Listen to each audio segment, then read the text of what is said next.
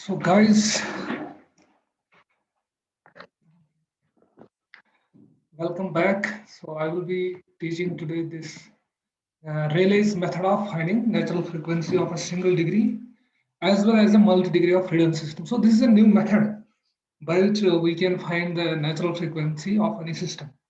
तो इसको हम पढ़ेंगे थोड़ा सा हम इसको मैं इसमें सिंपल सी एग्जांपल्स दूंगा and then we will use it to find the critical speed of shafts as well जो मैं आगे बढ़ा दूंगा अगले लेक्चर में. Actually, it's a bit difficult to teach it online, so इसलिए मैं एक दो दिन वेट किया. Anyway, let's start. So हमें पता है अभी natural frequency of a single degree of freedom system with strictness मैंने लिखा है k is actually given by omega n called under root k by m. So this formula can be put in some other way. तो इसको हम थोड़ा बहुत different way में लिख सकते हैं in terms of deflection y naught and the force gravity force mg. मतलब मैं इस इक्वेशन 1 को लिखूंगा in terms of deflection, static deflection y naught and gravity force w. So basically मैं क्या करना चाहता हूँ. So you will see कि हम Rayleigh's method को कैसे employ करते हैं. We use that. So first मैं लिखूंगा इस इक्वेशन को in terms of weight and deflection y naught. So y naught क्या हो गया? Y naught is the deflection of the static force. मतलब अगर आपके पास spring mass system है, so this mass will come to this position after it is left, है ना? मतलब vibration से ही होगी, simple इस position पे आ जाएगी. So this will be the static deflection. इसको हम static deflection बोलते हैं ना? So we know this can be found from the static equation mg, which is equal to w is equal to k into y naught, है ना? K into y naught. Actually, it is equal to minus k into y naught, but I am interested only to find the magnitude of this deflection. So in this case, k is the spring force, the spring constant. मैंने k यहाँ पे mention नहीं किया, but it is quite obvious. It is the stiffness of the spring. So let's see how we can do. तो k को मैं लिखूंगा फिर w by y naught यहाँ से, है ना? K को लिखूंगा w by y naught, and then m can be written as w by g, है ना? So g is equal to w, है ना? मैंने लिखा है m is equal to w. तो जब मैं इस इक्वेशन में k की जगह सब्स्टिट्यूट करूंगा w by y naught and m की जगह w by g, I will obtain the natural frequency as g by y naught in terms of static deflection of the spring. So this is the way of writing the frequency, natural frequency of a single degree of freedom system in this way as well. तो इसकी एक immediate application मैं आपको बता दूंगा. Suppose आपके पास है a cantilever beam and it has a concentrated weight at the end. मान लो this is the cantilever beam and it has a weight that is attached at this end, है ना? तो ये डिफ्लेक्ट हो जाएगी ना इसके अलावा ऐसे.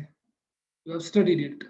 अगर आपके पास cantilever है and there is a force W which is equal to mg, है ना? This is equivalent to force mg, this mass at the end. So this will be a cantilever with a force at the tip. तो अगर मैं आपको basically इसकी natural frequency ढूंढनी होगी आपको इस सिस्टम की, so how will you find that? So we will obviously assume the mass of this cantilever to be negligible. Basically इसमें क्या होगा, अगर आपके पास ये cantilever beam है with the mass on the tip, अगर आप इसमें इस mass को W को disturb करोगे, for example you will bend it, आप इसमें ऊपर से force लगा देंगे यहाँ तक, फिर छोड़ देंगे. So what will happen? This will start vibrating, है ना? This will start vibrating in this way. So these are in plane vibrations, है ना? ऐसे transverse vibrations हो जाएंगी. तो उनकी frequency क्या होगी? So how will you find that? उसके लिए obviously this spring, this ये ना cantilever, this will act as a springy element. So actually every element has a stiffness. ये जरूरी नहीं है कि spring element ही हो. यहाँ पे cantilever है तो इसकी stiffness होगी, तो वो हम ढूंढ लेंगे. तो मैंने ऊपर जो दिखाया the frequency किसके बराबर होती है? G by y naught. हाँ, G by y naught, under root G by y naught. So y naught is static deflection. Static deflection under the force W, है ना? या mg. तो यहाँ पे स्टैटिक डिफ्लेक्शन क्या आ जाएगी? सी यू हैव फाउंड इट, आपने जो कोर्सेज किए ना मॉस में, वहां पे अगर आपके पास एंड पे एक spring mass element, no sorry, end पे एक मास एलिमेंट होगा फॉर द कैंटिलीवर, देन जो उसकी डिफ्लेक्शन है, the deflection is actually equal to WL³ by 3EI. So this is the y naught, है ना? ये y नॉट यहाँ पे.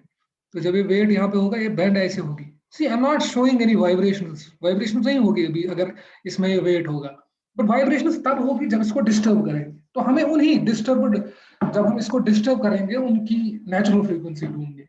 तो वो हम ढूंढते हैं in terms of static deflection y naught, है ना, जैसे मैंने क्वेश्चन में दिखा।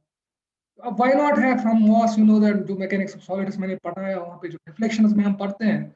सो cantilever beam with a force at the end or at the tip will have a static deflection that will be given by FL cube by 3EI. यहाँ पे F की जगह है अब W. So this is the static deflection under weight W. तो अब आप y naught को यही substitute करोगे ऊपर वाले इक्वेशन में and you will find the natural frequency. So this will be the natural frequency of the cantilever beam with the weight at the tip. तो अब जब आपने नेचुरल फ्रीक्वेंसी इसकी कैंटिलीवर बीम की निकाल दी, तो ये नेचुरल फ्रीक्वेंसी है उसकी, किसकी? When the system will vibrate. जब ये सिस्टम वाइब्रेट होगा तो उसकी जो नेचुरल फ्रीक्वेंसी होगी वो ये होगी under root g by y naught. So this is in terms of static deflection because this is obviously natural frequency is a property of the system, है ना, characteristic of the system.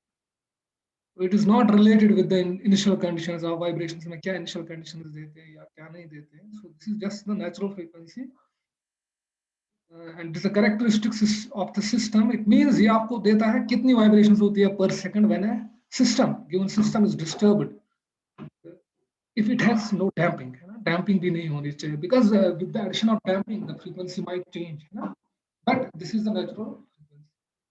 तो अब हमने ये मेथड किया use, simple method, जिससे हमने cantilever जिसका मास m था टिप पे, उसकी नेचुरल फ्रीक्वेंसी निकाली इन टर्म्स ऑफ स्टैटिक डिफ्लेक्शन.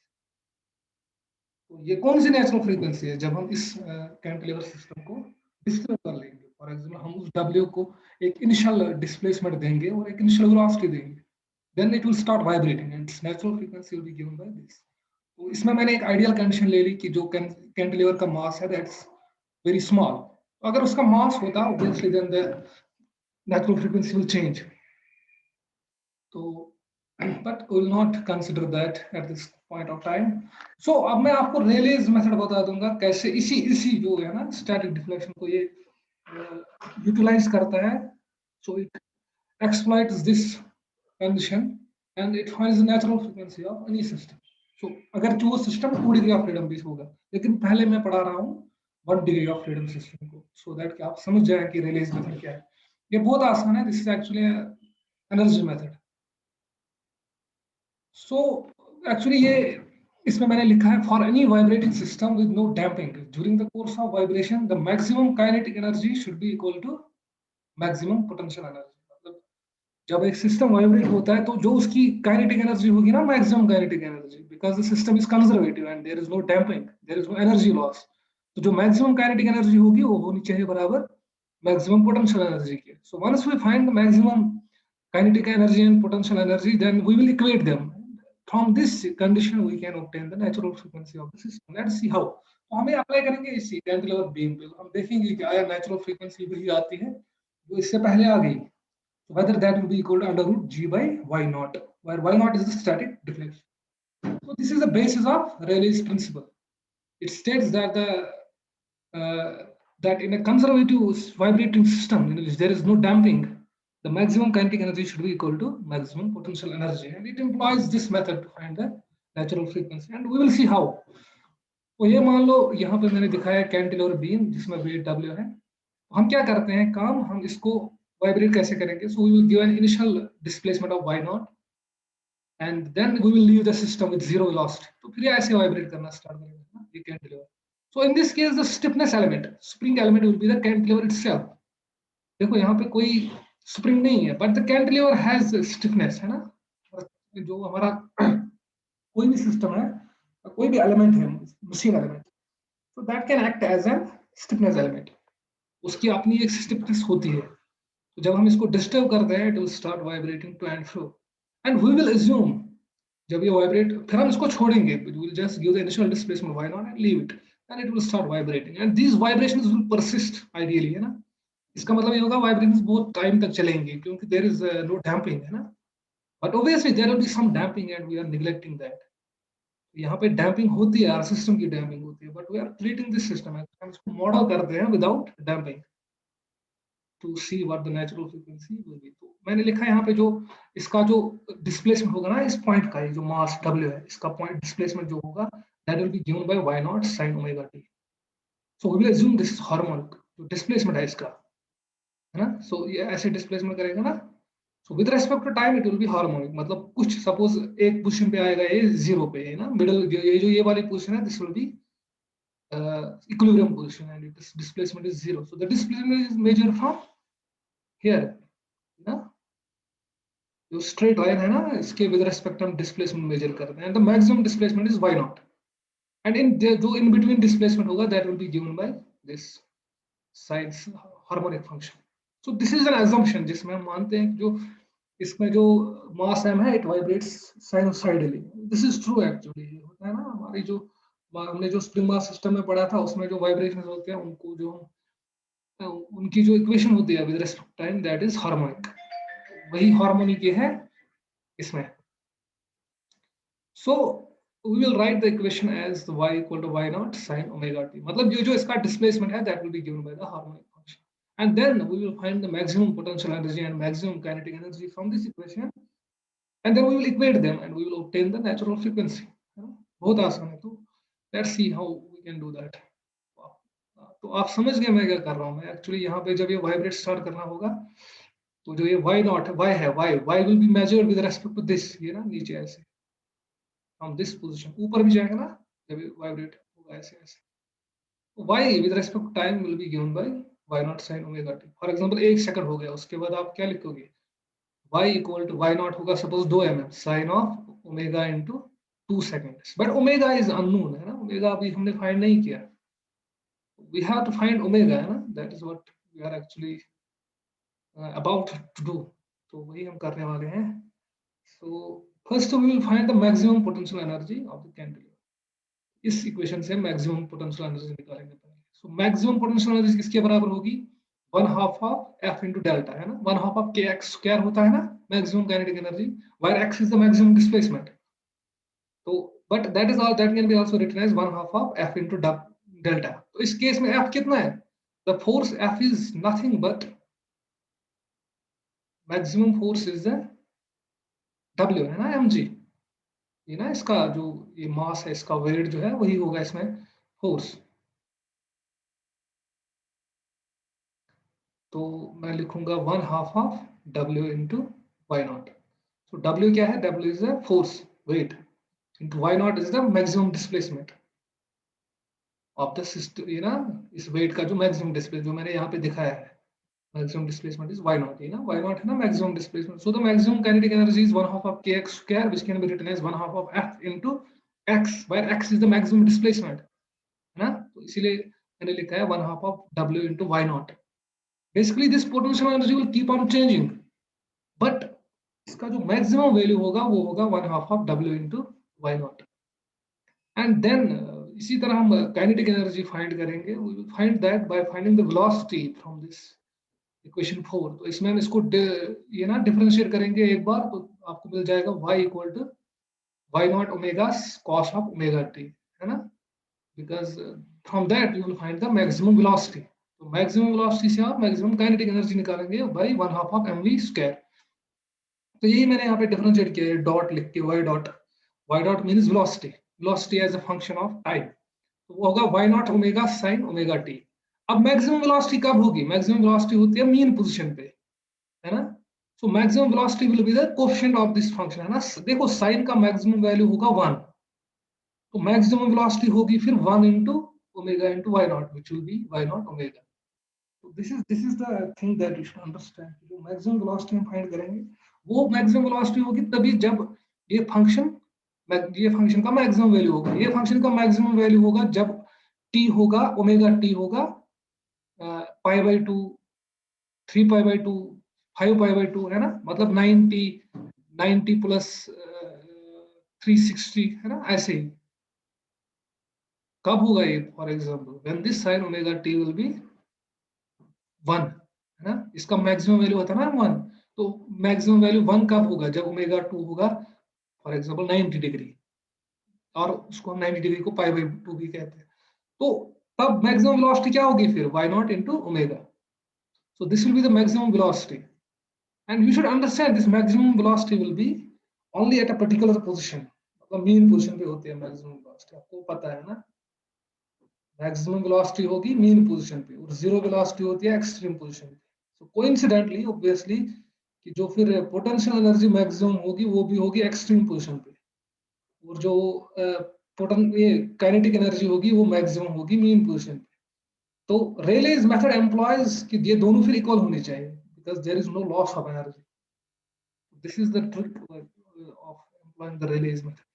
तो फिर हम इसको यूटिलाइज करेंगे, मैक्सिमम वेलोसिटी को यूटिलाइज करेंगे to find the maximum kinetic energy. See you have to understand this is a maximum, ये नहीं है इसकी kinetic energy. Kinetic energy will keep on changing. ये मीन पोजीशन पे मैक्सिमम होगी, एक्सट्रीम पोजीशन पे जीरो होगी. इसी तरह पोटेंशियल एनर्जी होगी एक्सट्रीम पोजीशन पे मैक्सिमम और मीन पोजीशन पे zero. But we are actually employing की ये एनर्जी लेकिन इक्वल होगी because this is not losing any energy, there is no damping. So E maximum will be equal to 1/2 of m y maximum square. So that will be m को मैं लिखूंगा w by g, है ना, because weight is equal to mg, w is equal to mg, तो m हो गया w by g. And maximum velocity किसके बराबर है, y naught omega n whole square.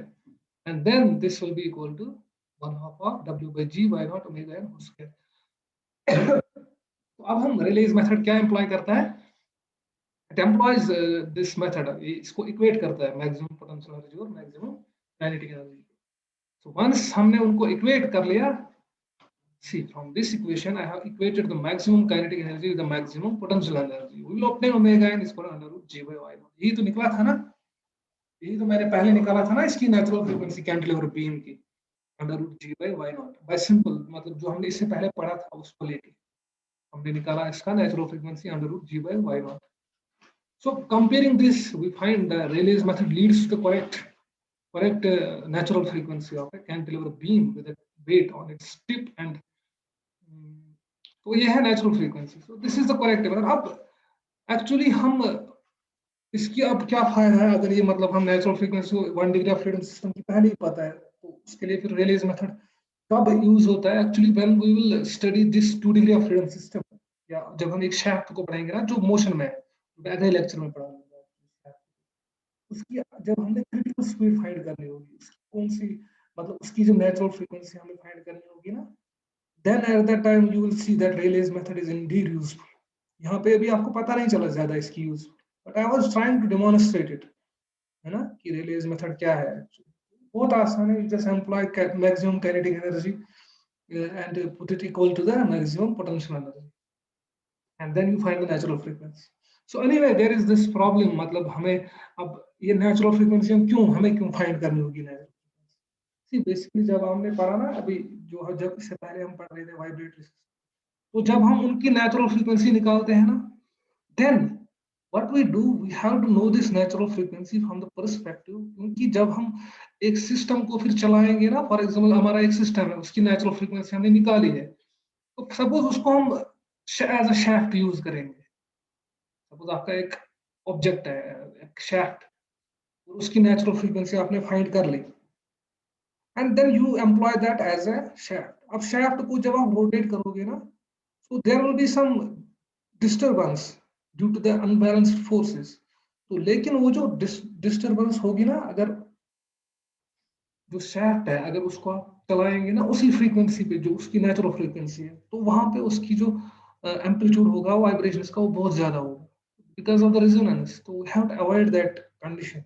वो मैं आगे बता दूंगा. I'm just trying to demonstrate why finding natural frequency is important. Basically जब हम फिर इन systems को employ करते हैं ना, we avoid them from tuning into the frequency which is the same as the natural frequency, so as to avoid the condition of resonance. For example अगर आपके पास एक shaft है जो मैं आगे पढ़ा लूंगा, तो आपका shaft जो है उसमें थोड़ा सा एक अनबैलेंस्ड मास है कहीं पे थोड़ा सा. तो अब जब वो अनबैलेंस्ड मास है उसका, सपोज अब आप उसको रोटेट करते हो, तो अगर आपने उसको जब वो रोटेशन में होगा ना, अगर आप उसको वही फ्रीक्वेंसी दोगे ना जो उसकी नेचुरल फ्रीक्वेंसी होगी, तो उसमें सीरियस वाइब्रेशंस होगी, तो वो टूट सकता है. So that is why we are finding natural frequencies very important. So we will see how this will हम ये आगे देखेंगे कि ये कैसे हम नेचुरल फ्रीक्वेंसी फाइंड करेंगे एक शाफ्ट की, जिसमें फॉर एग्जांपल एक गियर, दो गियर या तीन गियर या एक ही गियर अटैच्ड है। तो उसकी जो नेचुरल फ्रीक्वेंसी हम निकालेंगे, फिर हम अवॉइड करेंगे उस शाफ्ट को उस रोटेशन उस फ्रीक्वेंसी पे चलाना। मतलब सपोज आपका एक शाफ्ट है, उसकी फ्रीक्वेंसी आ गई 15 RPM, नहीं 15 RPS, रिवोल्यूशन पर सेकंड, उसकी नेचुरल फ्रीक्वेंसी। लेकिन अगर आप उस शाफ्ट को 15 RPS पे फिर चलाओगे ना, मतलब वो शाफ्ट रोटेट करेगा 15 RPS पे, तो अगर उसमें थोड़ा सा भी अनबैलेंस्ड मास होगा, so it means there will be centrifugal forces on that shaft and that shaft will break because of the condition of resonance. क्योंकि उसमें उस वक्त बहुत ज्यादा वाइब्रेशंस होंगे और सीरियस वाइब्रेशंस होंगे। तो हम आगे देखें, we will perform experiments on that. That is why we find the natural frequency of the system or any object or a shaft. तो वो हम आगे पढ़ेंगे। But I was here trying to demonstrate the Rayleigh's method only, which is nothing but which employs this maximum kinetic energy and maximum potential energy, फिर ये उनको equate करके natural frequency निकालता है। जैसे कि मैंने यहाँ पे कैंटिलीवर बीम पे निकाले, जिसमें मैंने कैंटिलीवर बीम का मास निग्लेक्ट किया। इसी तरह आप दूसरे, अगर आपके पास सिंपली सपोर्टेड बीम होगी ना, उसको आप बीच में सपोज मास एक दोगे, मतलब suppose there is a mass at the centre of a simply supported beam, उसकी भी आप नेचुरल फ्रीक्वेंसी निकाल सकते हो by this method, by simply finding the maximum energy, maximum kinetic energy and maximum potential energy, or you can find that simply by under root g by y naught. So g है, आपको पता है, g is acceleration due to gravity and y naught is the static deflection under the force जो उस पे apply होता है। और वो y naught आप कैसे निकालेंगे? सो वो y naught आप निकालेंगे from the principles of mechanics of solid, जो इससे पहले हमने पढ़े थे ना, जब हम डिफ्लेक्शंस निकालते थे बीम्स, जिससे पहले कोर्स मैंने पढ़ा। So you will find y naught from that method. So anyway, I'm stopping here and we will see what we can do in the next lecture. Next lecture में हम shaft को बढ़ेंगे, हम उसकी क्रिटिकल स्पीड निकालेंगे। हम actually इसी method को एम्प्लॉय करेंगे to find the natural frequency of a 2 degree of freedom system, जिसमें दो मासेस होंगे, यानी जिसमें एक शाफ्ट होगा और दो उस पे दो गियर गियर लोडेड होंगे। So will see that in the next lecture. Till then, bye and thank you.